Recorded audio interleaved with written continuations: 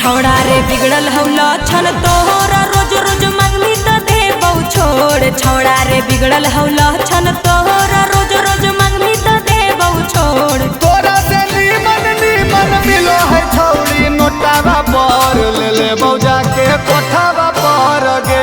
तोरा से नीमन नीमन मिलो है छौड़ी नोटावा पर ले ले बौजा के कोठावा पर गे।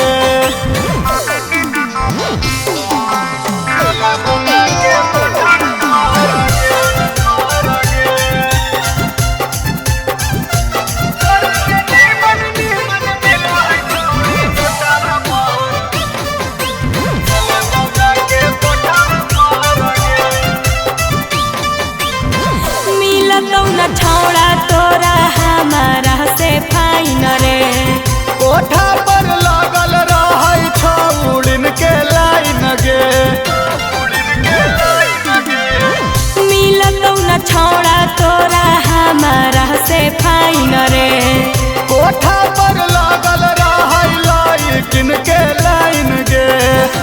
छौड़ा रे बनो ही 420 हमारा बड़ो हो बड़ी खीस। छौड़ा रे बनो ही 420 हमारा बड़ो हो बड़ी खीस। तोरा से नीमन नीमन मिलो है छौड़ी नोटावा पर ले ले बौजा के कोठावा पर गे।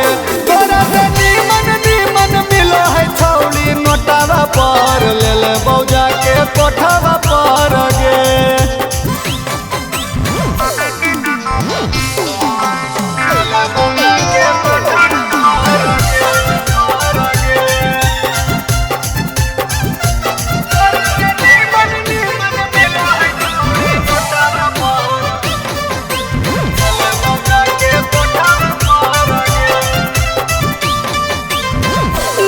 जैतो भूख बाकी मिलतौ नहीं प्यार रे। काहे लगी करो हखी हमरा से दरार गे। अच्छा तो लक्षणिया सुधार दे। मिट जैतो भूख बाकी मिलतौ नहीं प्यार रे। काहे लगी करो हखी हमरा से दरार गे। सुमित मानी ले हमर बात नहीं त जैबौ सुदामा के साथ। सुमित मानी ले हमर